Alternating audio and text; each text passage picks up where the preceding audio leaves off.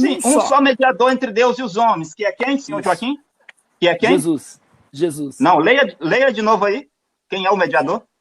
Jesus Cristo, homem. Jesus Cristo, homem. Ah, então eu perguntei, senhor Joaquim, presta atenção, para depois o senhor não vir com desculpa. O Cristo homem, o Jesus Cristo homem está onde? No céu. Ah, no céu. Então ele não é um homem hoje, não é?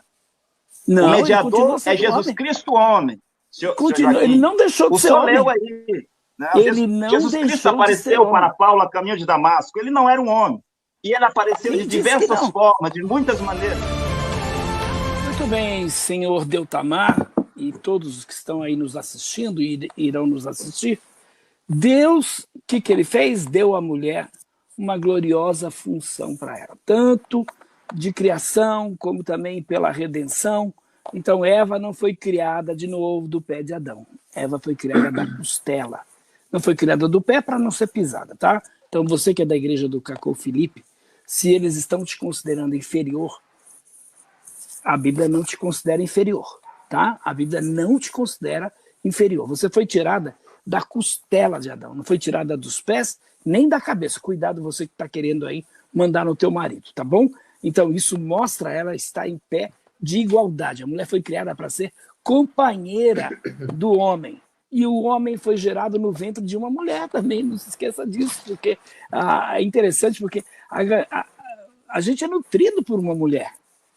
Quando somos bebês, estamos lá no ventre, somos nutridos por quem? Por uma mulher. Então, crianças, jovens, né, até a idade adulta, eu não jantei ainda, minha mulher está chegando da igreja daqui a pouco para fazer uma jantinha para mim, maravilhosa, que privilégio, né? É um privilégio muito grande. Então, além disso, a gente tem que ver algumas coisas importantíssimas. Deus escolheu mulheres como vaso, sabe? Então, a gente vai observar na Bíblia Sagrada que a mulher tem um papel importantíssimo, importantíssimo. Agora, as pessoas desvalorizarem a mulher estão ignorando completamente o que a Bíblia diz. Aliás, essa questão da Bíblia, né, dizer que Deus dirige seu povo por intermédio de um profeta hoje, é jogar a Bíblia fora. Eu estou com a Bíblia aqui, ó. A Bíblia é e sempre será a palavra de Deus. Não, você não pode confiar em homens. Maldito o homem que confia em homens. Você tem que confiar na palavra de Deus. Toda a escritura é divinamente inspirada, é proveitosa, é útil. Então, hoje, se eles estão argumentando de Lutero, falando das 7 eras da igreja, colocando os reformadores aí como sendo importantes, estão se esquecendo do que os reformadores sempre defenderam. Os reformadores defenderam sempre as 5 solas. Então, entre as 5 solas estão, por exemplo, sola gratia. O que é sola gratia? Ninguém é salvo pelas suas obras. Ninguém é salvo por confiar num homem, é salvo por confiar em Jesus. Ninguém é salvo por acreditar nos livros de um falso profeta. É salvo por acreditar na Bíblia como única regra de fé e prática. Então, somente a palavra de Deus, não a palavra de um profeta, mas só a palavra de Deus pode sustentar a igreja, nada mais. Porque nós encontramos prazer na palavra de Deus, conforme está lá no livro de Jeremias. Você pediu um versículo, Deltamar, está aí, ó, depois você anota e leia lá Jeremias capítulo 15, versículo 16.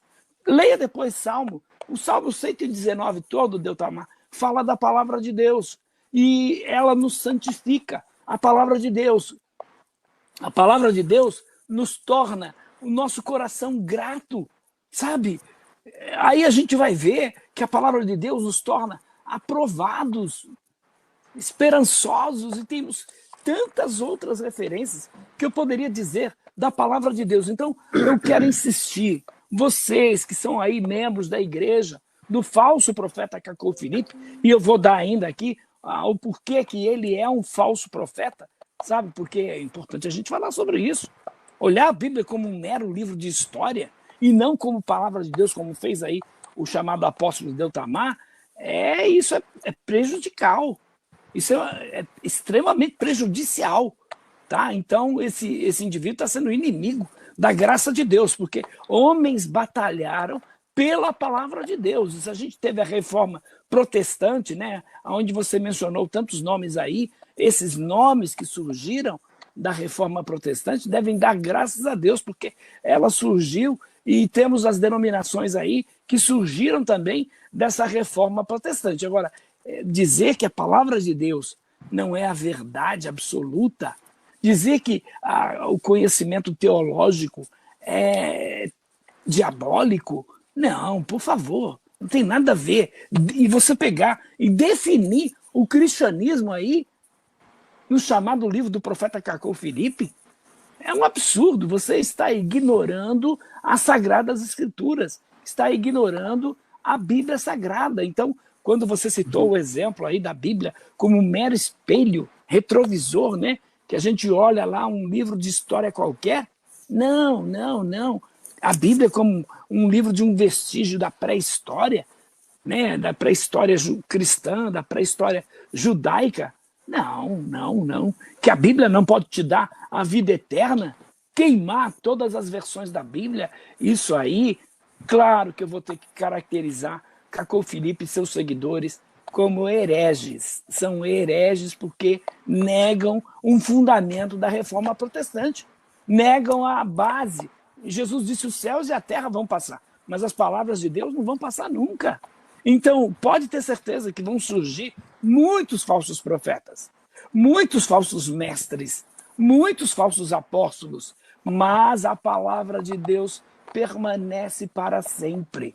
Foi o que Jesus disse. Então, nós sabemos muito bem que o senhor Cacau Filipe redefinir a palavra de Deus, fazendo aí diferença entre palavra de Deus, que são verdades reveladas, e teologia, que é o conhecimento adquirido por meio da inteligência, está redefinindo o cristianismo aí num livro que ele escreveu. O cristianismo não está no livro do senhor Cacau Filipe. O cristianismo está na Bíblia Sagrada. Então, Deltamar, eu ainda tenho aqui 33 segundos, não sei se está certo. Eu não consigo ver, deixa eu ver aqui. Quantos... Tá bom, dá para ver, 45 segundos, tá bom. Deu para ver? Bom, eu diria que são inúmeras as coisas que a gente poderia falar aqui, tá? Eu fico muito triste porque você pertencer a uma igreja cristã... Não, tenho 9 segundos. Né? Senhor Joaquim, tá bom, o seu tempo acabou. Ok, eu vou deixar para as pessoas examinarem e julgarem as palavras do senhor Antônio Joaquim sobre tudo o que ele disse. Quanto à teologia, a teologia é uma ciência que teve origem no inferno. Nós não podemos estudar Deus, nem a sua palavra. É Deus ele mesmo, quem revela a si mesmo, ou revela a sua palavra a quem ele quer. E a quem Deus revela a sua palavra, senhor Joaquim? Aos seus servos, os profetas. Eu mostrei aqui no começo do debate que o senhor não é um verdadeiro sacerdote, não é um verdadeiro pastor, porque não foi chamado como Arão, de acordo com o que Paulo disse em Hebreus capítulo 5, versículo 4. Agora, se o senhor não é um profeta mensageiro, como que a palavra de Deus, a revelação da palavra de Deus, os mistérios de Deus que estão na Bíblia e fora da Bíblia pode vir ao senhor ou qualquer outro homem que não é um profeta? E a própria Bíblia diz que aquilo que está revelado pertence aos homens, e aquilo que está oculto pertence a quem? Pertence às escolas pastorais interpretar e revelar? Pertence aos livros, esses livros que estão atrás do senhor de teologia, pertence aos teólogos revelar o que está oculto? A quem pertence aquilo que está oculto, senhor Joaquim, de acordo com a palavra de Deus? Pertence a Deus. Aquilo que está revelado, dito claramente por um profeta, pertence aos homens. E aquilo que está oculto pertence a Deus. Quanto à teologia, e o senhor conhece bem Orígenes diz: a teologia é uma ciência que se baseia sobre objetos da fé, mas que tira os seus resultados a partir da ordem intelectual, inteligência, teólogos, escolas pastorais, filosofia, arqueologia, tira os seus resultados a partir da ordem intelectual e que deve ser separada da verdade revelada, que são a palavra de Deus, reportado pelo historiador Daniel Hopes. É o que diz Orígenes. A teologia é uma ciência que teve origem no inferno. Mas vamos voltar às suas perguntas que o senhor havia falado. Se Jesus é o único mediador, onde é que diz que Jesus é o único mediador, senhor Joaquim? O senhor está falando de 1 Timóteo capítulo 2, versículos 5 e 6? O senhor pode citar para nós aí lá o que diz 1 Timóteo capítulo 5 e 6? O senhor pode ler? 2,15. 1 Timóteo capítulo 2. Há um Versículo só 5. mediador entre Deus e os homens, Jesus Cristo, homem. Isso. Jesus Cristo o quê? Jesus Homem. Cristo homem, não é? O É. senhor pode nos dizer onde é que está o Jesus Cristo homem hoje? Olha lá. Olha lá. Não, seu Joaquim. Eu O vou senhor ler já o leu. texto. Porque só há um Deus no céu. Há um só Deus e um só mediador. O que é um só? Não, seu Joaquim, o senhor leu o O que é texto. um só? Aí, seu Joaquim, Há um por favor. só Deus e Tenha só a bondade mediador. de respeitar o meu tempo, seu Joaquim. O senhor Ok. quer explicar. O senhor teve bom. o seu tempo de Você está me explicar. fazendo pergunta. Eu fiz uma pergunta direta. Tenha Tá a bom. bondade. Agora, o senhor leu aí, há um Deus e um mediador entre Deus e o homem, que é Não. Jesus. Você está lendo errado. É um só mediador. Não está dizendo um mediador. Um só. Sim, um só mediador entre Deus e os homens, que é quem, senhor Isso. Joaquim? Que é quem? Jesus. Não, leia de novo aí. Quem é o mediador? Jesus Cristo, homem. Jesus Cristo, homem. Ah, então eu perguntei, senhor Joaquim, presta atenção, para depois o senhor não vir com desculpa. O Cristo homem, o Jesus Cristo homem está onde?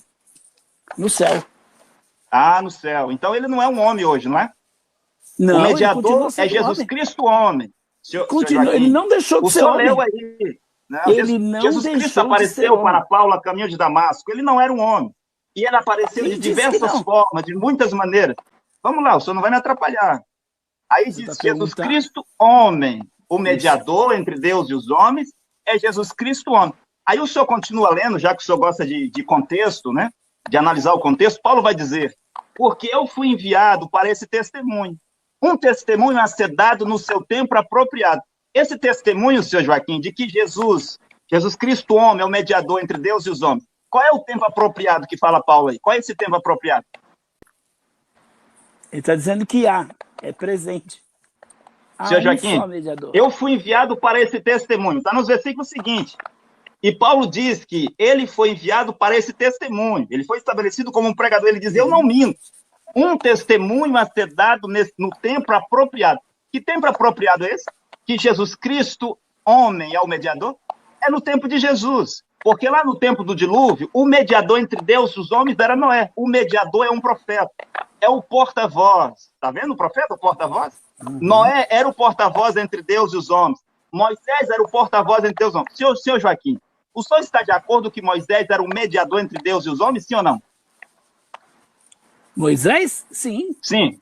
Ah, então tipo Moisés era o mediador. Hoje o senhor não tipo quer que Cacô Felipe seja o mediador, mas o senhor disse que o único mediador é Jesus. Mas, no entanto, o senhor disse que Moisés é o mediador. Que notre vie soit sainte, car Dieu lui-même est saint. Il nous a envoyé sa parole est sainte au travers de son prophète.